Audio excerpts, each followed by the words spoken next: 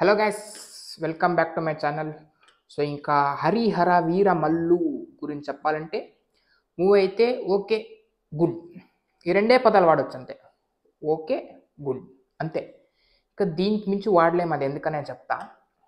C film అయితే okay, నాకైతే పర్లేదు, ఓకే, సో గుడ్ అనిపించింది. ఒక ఎత్తు అయిన తర్వాత అది మనకు బాగా అనిపించలేదు, అది ఎక్కడైనా నేను చెప్తా. ఇప్పుడు మనం ఎప్పుడు చెప్తుంటాము, ఫిలిం అనేది ఫస్ట్ హాఫ్ బాగలేకపోయినా ఎంతో కొంచెం యావరేజ్గా ఉన్నా కూడా ఈ సెకండ్ హాఫ్ అనేది ఆర్ట్ లాంటిది. ఫ్రీ క్లైమాక్స్ అండ్ క్లైమాక్స్ బాగుంటే, సెకండ్ హాఫ్ స్టార్టింగ్ నుంచి చెప్తున్నా, ఇది ఒక ఆర్ట్ లాంటిది. ఇది బాగుంటే మనకి ఫస్ట్ హాఫ్ గురించి మనమంతా పట్టించుకోము. లాస్ట్ మనం సినిమా చూసి వచ్చిన తర్వాత హ్యాపీగా ఫీల్ అవుతాము అని నేను ఎన్నో సినిమా చూశాను, చెప్పా కూడా రివ్యూ దీని విషయంలో. కానీ హరిహర వీరమల్లు ఫిలింలో దీనికి రివర్స్ జరిగింది. ఎట్లా అంటే మనకి ఫస్ట్ హాఫ్ టూ గుడ్గా అనిపించేస్తుంది ఫస్ట్ ఆఫ్ ఆల్, కానీ సెకండ్ హాఫ్ దెబ్బ దెబ్బ కొట్టదని చెప్పొచ్చు. ఇది మనకి రివర్స్లో అంటే కొద్దిగా ఏదో బాగుండే అనిపించవచ్చు. కానీ ఏది చెప్పాలో ఏది చూపాలో గ్రాండియర్గా అన్నీ ఫస్ట్ హాఫ్లో చూపించేశారు, ఫుల్ మీల్స్ లాగా పెట్టేశారు అంతే. నువ్వు ఆల్రెడీ మొత్తం అని తినిపెట్టిచ్చేసావు, ఫస్టే తినిపించేసావు. ఇంకా దాని తర్వాత మేము తినలేము అంతే, ఇంక పొట్ట నిండిపోతుంది కదా. ఇప్పుడు అంతా అన్ని ఐటెంలు గ్రాండ్గా అనిపించినప్పుడు, బిర్యానీ కావచ్చు, అన్నీ కావచ్చు, తినేసినప్పుడు ఇంక మనకి పొట్ట అనేది నిండిపోతుంది, తర్వాత తినలేము మనం. ఈ ఫిలింలో అట్లే అయినది, మొత్తం అంతా ఒకటేసారి పెట్టేశారు, ఇంకా దాని తర్వాత పెడితే ఇంక తినలేము మనం. అదే అయింది ఇప్పుడు ఈ ఫిలింలో పరిస్థితి. ఫస్ట్ హాఫ్ గ్రాండ్గా మొత్తం అన్ని చూపించేశారు. సెకండ్ హాఫ్ ఆ విఎఫ్ఎక్స్ స్టార్ట్ అవుతుంది అక్కడి నుంచి. ఇంకా సెకండ్ హాఫ్ అంటే నాకు గుర్తుకొస్తుంది విఎఫ్ఎక్సే.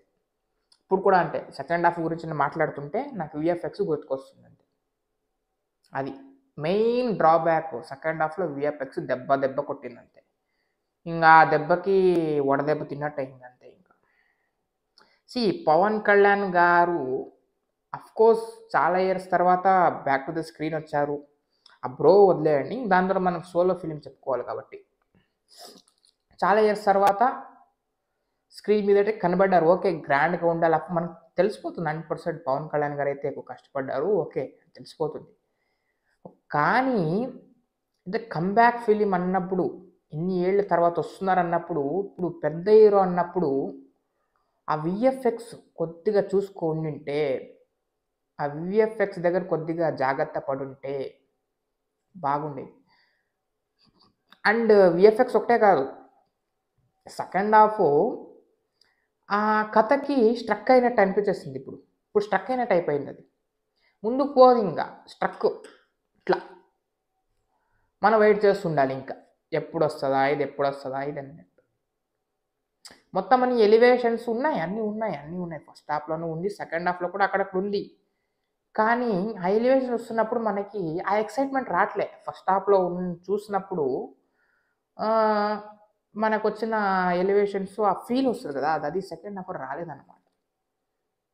అది హీరోయిజం ఉంది, ఆ మాసిజం ఉంది, హీరోయిజం ఉంది, ఆ పవనిజం ఉంది, అన్నీ ఉంది ఫస్ట్ హాఫ్లోనే.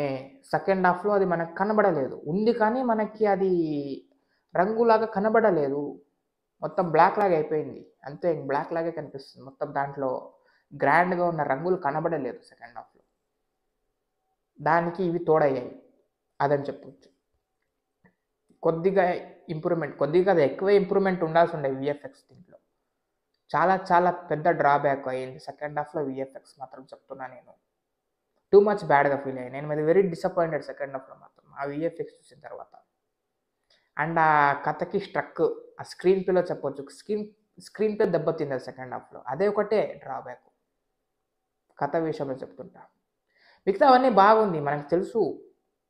ఔరంగజేబ్ గారి గురించి చెప్పాలి, అక్కడ బాబీ డియోల్ గారి క్యారెక్టరైజేషన్ బాగుంది. మెయిన్ నాకు స్ట్రాంగ్ అనిపించింది అంటే కీరవాణి గారి బీజిఎం, కీరవాణి గారి మ్యూజిక్. ఔరంగజేబ్ మ్యూజిక్ బీజిఎం అయితే నాకు మాత్రం 100% నచ్చింది. సాంగ్స్ బాగుంది, అక్కడక్కడ ఎలివేషన్లోకి వచ్చే బీజిఎమ్స్ కూడా బాగుంది. చెప్పాలంటే కీరవాణి గారు అయితే ఈ ఫిలింని లేపడానికి చూశారు, ఎక్కువ శాతంగా లేపడానికి అయితే చూశారు.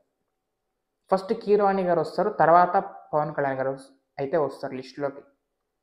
ఇది నేనైతే చెప్తా. వీళ్ళిద్దరు లేపడానికి అయితే చూశారు మ్యాక్సిమం, కానీ ఆ విఎఫ్ఎక్స్ వెనక్కి లాగేసింది ఇట్లా, ఆ సెకండ్ హాఫ్ వెనక్కి లాగేసింది ఇట్లా, వెనక్కి లాగేసింది అని చెప్పొచ్చు. అది మెయిన్ అయినటువంటి ప్రాబ్లం అయితే అది.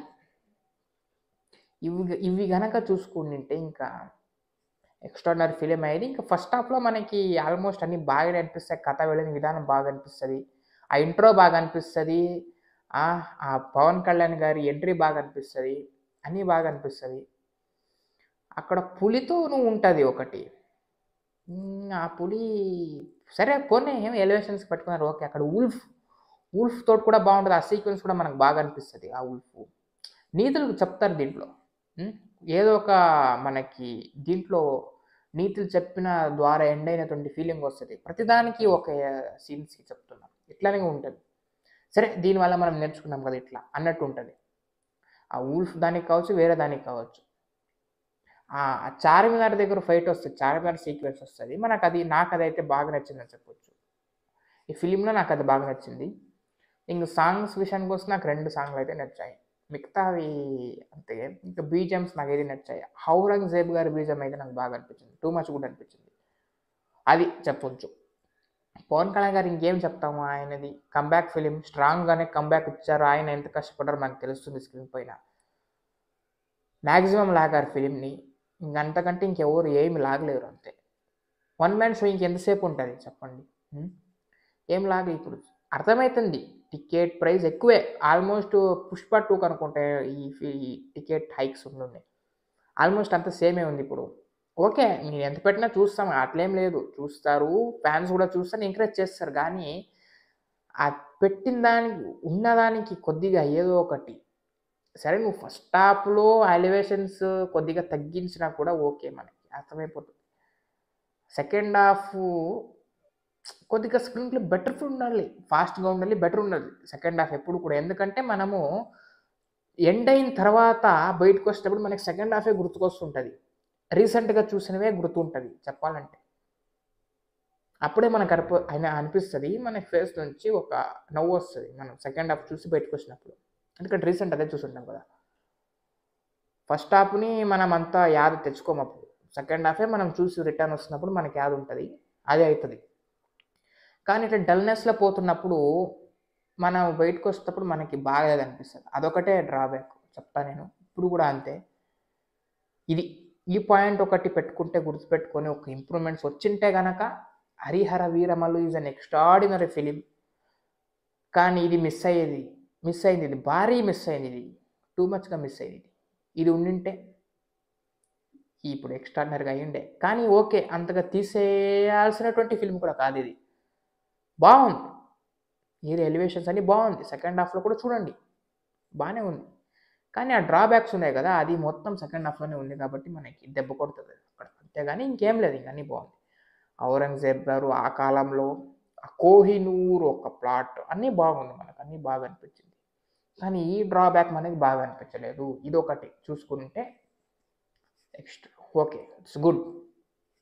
సో ఇంకా ఫైనల్గా Harihara Veeramallu is an okay film, చూడొచ్చు. దీనికి రేటింగ్స్ 3.5 ఇవ్వచ్చు, అప్ టు 5కి 3.5 ఇవ్వచ్చు. ఫస్ట్ హాఫ్ అండ్ డ్రాబ్యాక్స్ గురించి మనకి రేటింగ్స్ అయితే తగ్గాయి అనిపిస్తుంది. సో ఇది Harihara Veeramallu. So further videos కూడా వస్తుంటాయి, దానికైతే మీ సపోర్ట్ అయితే కావాల్సి ఉంటుంది. సో ఎవరైనా చూడకపోతే వెళ్ళి చూసేయండి. Harihara Veeramallu acted by PSPK గారు. సో ఆయన క్రేజ్ ఎలా ఉంటుందో తెలుసు కదా, పోయి ఎంజాయ్ చేసుకోండి, చూసుకోండి అని చెప్తూ, ఈ వీకెండ్కి పర్ఫెక్ట్ ఫిలిం అవుతుంది మీకు, డెఫినెట్గా ఎంజాయబుల్ ఫిలిం, ప్రతి ఫ్యామిలీతోనూ చూసేటువంటి ఫిలిం, చూడండి, ఎంజాయ్ చేయండి అని చెప్పుకుంటూ, ఇది పవన్ కళ్యాణ్ గారి పండగ, it's an craze of PSPK. So what are you waiting for that guys, go and watch Harihara Veeramallu అని చెప్పుకుంటూ, this is my video. So in further videos అయితే వస్తుంటే దానికైతే మీరు catch up. So meet in next video guys, bye.